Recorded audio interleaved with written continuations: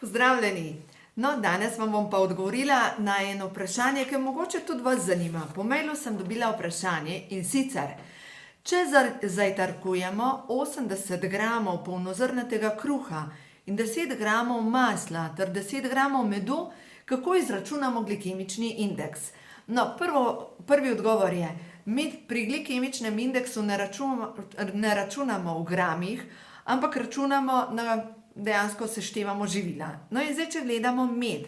Med ima glikemični indeks 70, kar pomeni, da je kar precejšen koncentrat sladkorja.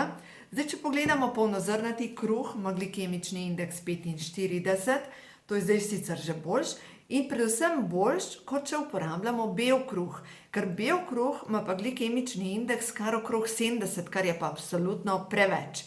No in zdaj, če to seštejemo skupaj, nastane kar precej, če zmešamo skupaj kruh, pa med, pa maslo. Dejansko nastane glikemični indeks, ki je zelo, zelo visok.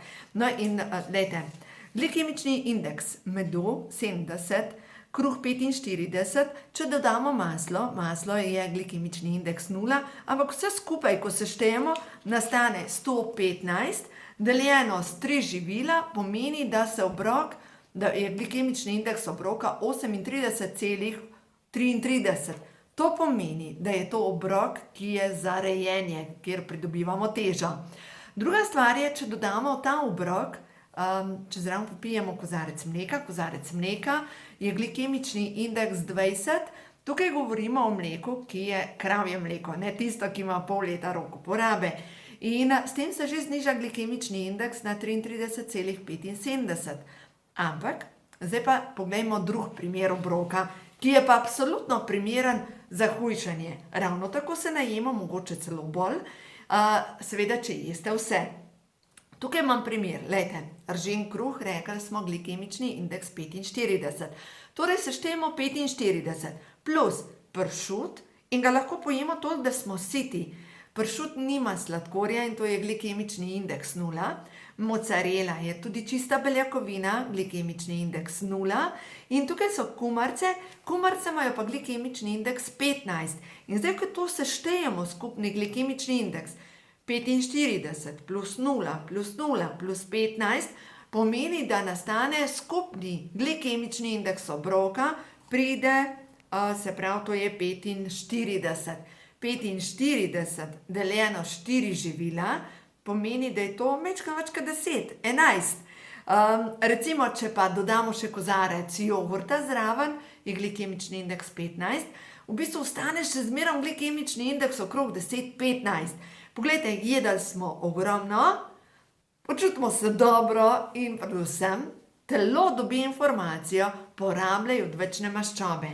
Zdaj, če imate radi za zajtrk domačo marmelado, recimo, jaz imam tukaj marmelado iz borovnic.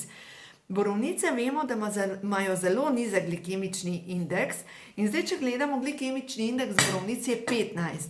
Marmelada je sicer koncentrat, je majčkeno višji glikemični indeks, ampak ne preseže recimo 35, če nima dodanega sladkorja. Se pravi, če imate radi zjutraj namazano nekaj na kruh, vzamete ržen kruh, date maslo praktično nima glikemičnega indeksa, to je čista maščoba in lahko brez problema zjutraj maslo uživate.